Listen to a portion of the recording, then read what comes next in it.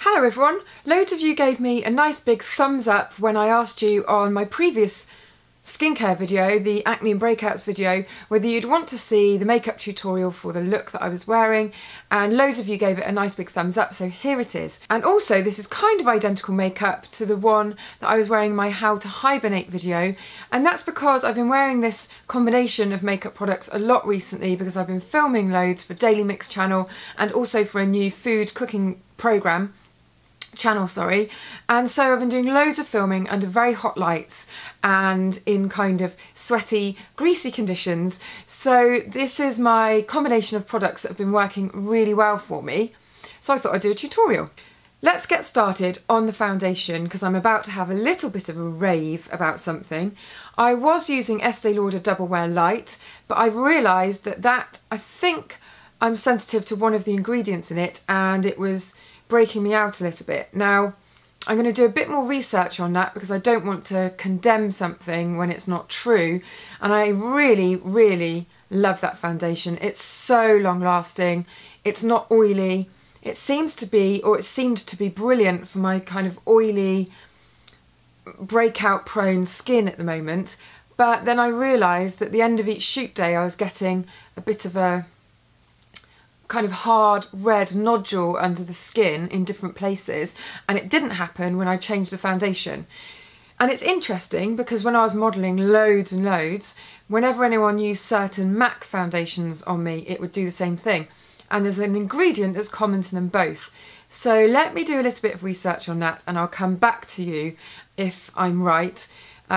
It won't be everybody that's sensitive to those ingredients, and a lot of people aren't, so it doesn't mean that these products are bad, it just means that if you're sensitive to that ingredient, then watch out.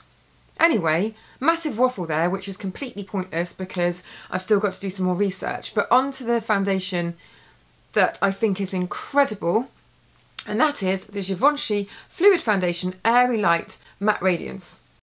And this just goes on so beautifully. I'm not even using a brush to apply it, as you can see, because fingertips are absolutely fine. It blends out really easily, it's super light, and it's got amazing coverage. So all those little red marks that I had left over from my breakout sessions on my cheeks, it's doing an amazing job of covering those up. And it's got this really nice matte effect, but it's not drying and it's not cakey. It is almost just the perfect foundation. In fact, I can't find anything bad about it. Obviously it's going to be pretty expensive because it's Givenchy, but it's not too over the top. It's not even as expensive as my By Terry foundation, which is another favourite of mine. Now, the main thing about this foundation is that I haven't been having to powder over the top of it.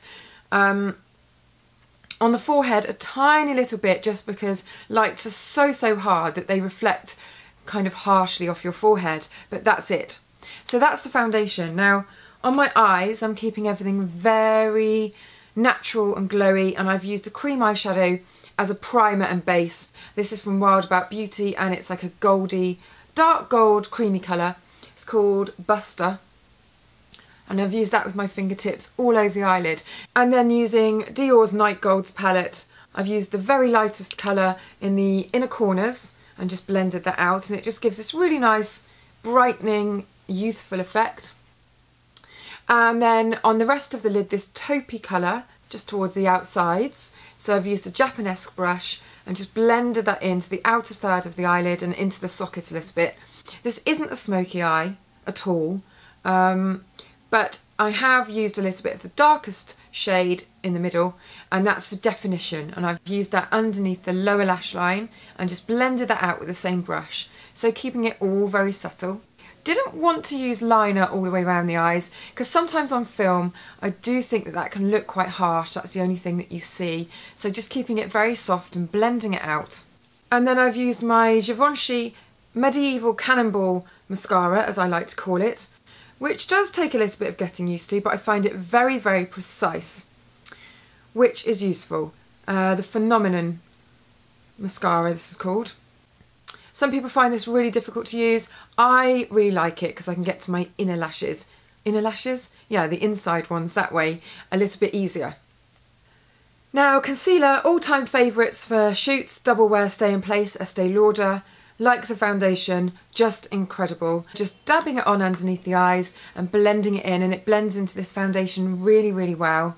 And then to finish off the face, I'm using my Dior Nude Tan powder and just sweeping that underneath the cheekbones to the side of the temples. You can really build this one up because it's very, very pale, so it's good for the autumn. It's not actually part of the collection anymore, but you can still get it on essential.com, so I shall put a link to that in the information box. Little bit Dior and Givenchy heavy today, I'm afraid, but that's just the way the cookie crumbles. Nail varnish is Dior as well. Just so happens that these things were kind of sat there when I was putting my kit together. This is in Greige 413 and it's part of the nude collection. Just a really nice natural nude. And then a sprinkling of the Smashbox Photo Set finishing powder just on the forehead, and that's just because the light really bounces off there. I haven't got a particularly bulbous forehead, but you know, it just tends to catch the light, and on the end of the nose as well. And then no lipstick actually, because I was out on location loads and it's very cold at the moment and that really dries your lips out, so I find that lipstick is very hard to maintain, and so I've been using a very slightly tinted lip gloss. This is Urban Decay's Lip Love Honey Infused Lip Therapy. I mean, there are loads of tinted balms that you could use, but this one just gives a really nice sheen and feels like it's protecting my lips at the same time. And there we go, that's that look done. So we'll call that my easy, natural, super matte filming look or something like that. Thumbs up if you liked it, thumbs up if you want more makeup tutorials, because I know I've been a bit slack on that front recently. Make sure you're subscribed to the vlog channel as well, because I'll be putting little bits up on there. And also, if you are an Instagrammer, or if you like Instagram, I am on Instagram, but I realised that I had linked my name in wrong, my username, and so now I've changed it and it's Model Recommends, so it's easier to find, and I'll put a link in the information. So if you want loads and loads of cat pictures and pictures of beauty stuff, then you've come to the right place. So click on there and follow me there, and I shall see you in the next video.